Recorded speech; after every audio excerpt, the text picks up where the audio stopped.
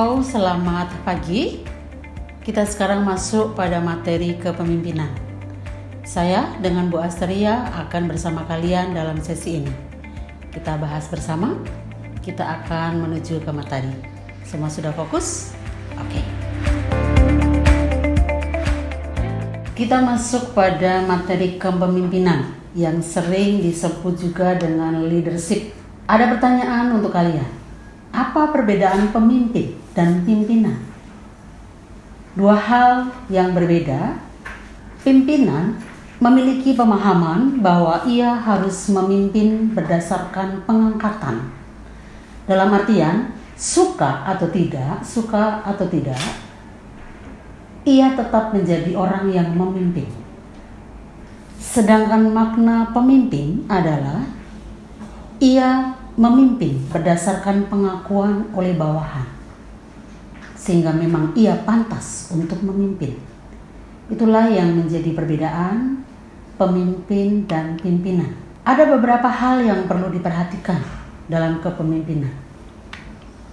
Yang pertama yaitu support atau dukungan, yang artinya memberikan dorongan atau semangat dan nasihat kepada orang lain. Yang kedua, goal, yang merupakan sesuatu yang ingin kita akan capai, sesuatu yang ingin kita raih, sama dengan cita-cita. Yang ketiga, motivasi, merupakan sesuatu yang muncul dari dalam diri seseorang yang mampu memberi semangat, dukungan yang menimbulkan efek perubahan pada orang tersebut. Tiga hal ini penting. Berikutnya, sukses. Ketika kita sampai pada impian atau sesuatu hal yang menjadi tujuan kita harus terwujud. Berikutnya, kontribusi. Apa itu kontribusi? Kontribusi adalah sesuatu yang dilakukan untuk membantu dan menghasilkan atau saat mencapai sesuatu bersama orang lain. Hal ini sungguh membantu sesuatu bisa sukses. Yang terakhir adalah teamwork.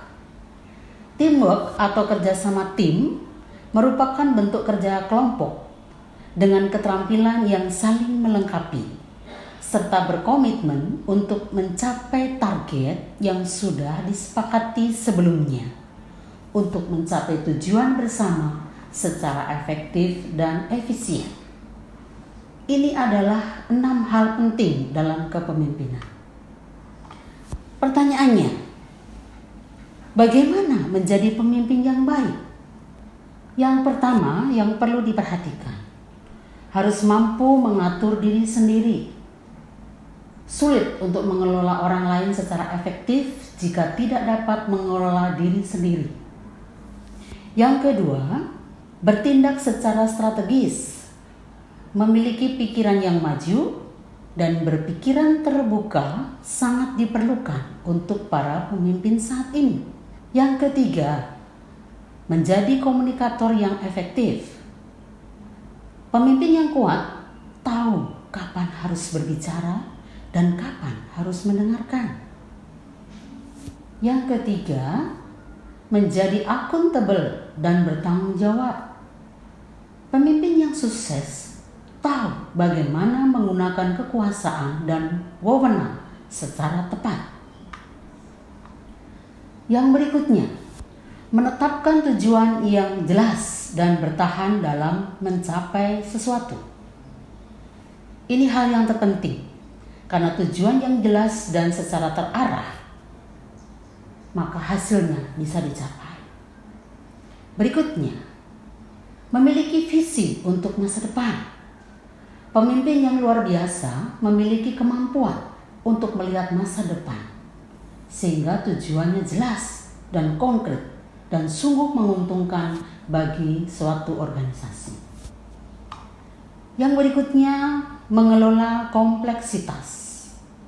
Pemimpin harus menjadi pemecah masalah yang dapat membuat keputusan dalam keadaan tak menentu, Karena situasinya sekarang berubah dengan cepat. Sekarang adalah masa digital, masa teknologi yang kita tidak tahu sampai di mana dan kapan.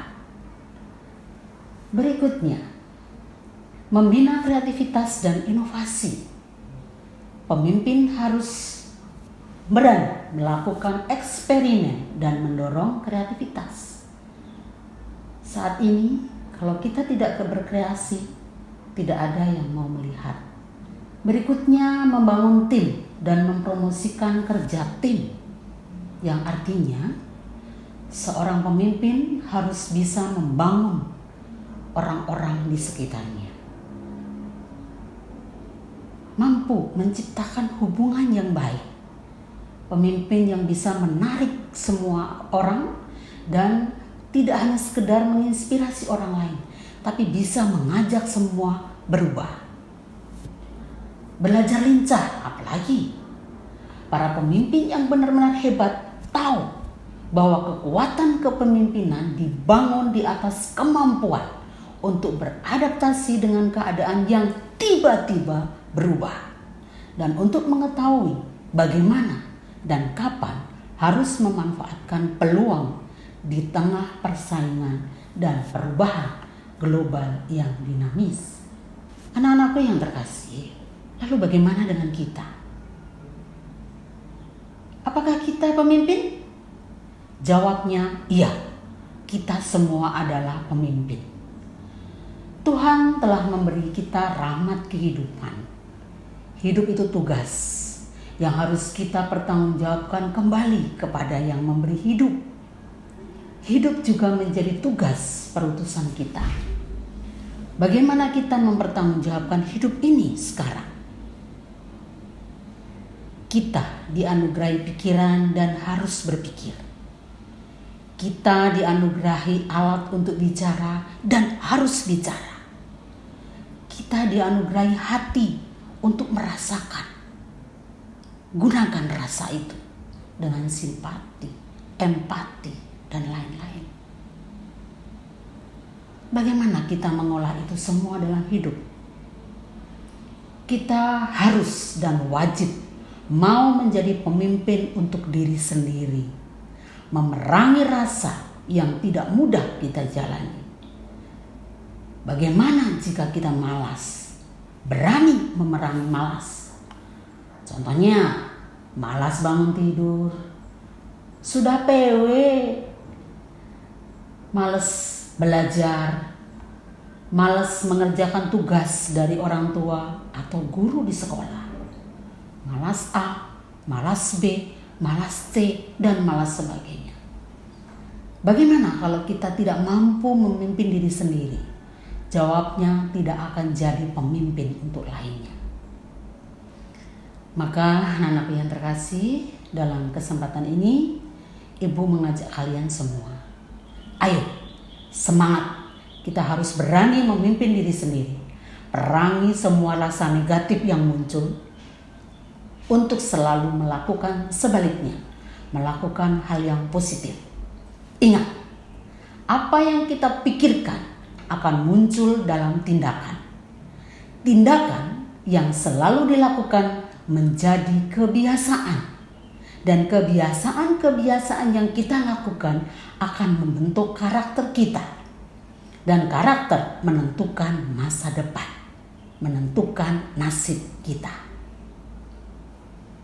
Anak-anak yang terkasih, semoga kalian semua mampu menjadi pemimpin-pemimpin untuk diri sendiri sekarang ini, dan kelak berkembang menjadi seorang pemimpin yang baik untuk keluarga, gereja, dan negara. Tetap semangat, Tuhan memberkati. Demikian materi kepemimpinan yang bisa Ibu sampaikan. Semoga kalian sungguh bisa menjadi pemimpin-pemimpin untuk diri sendiri. Sanggup? Salam sehat. I love you.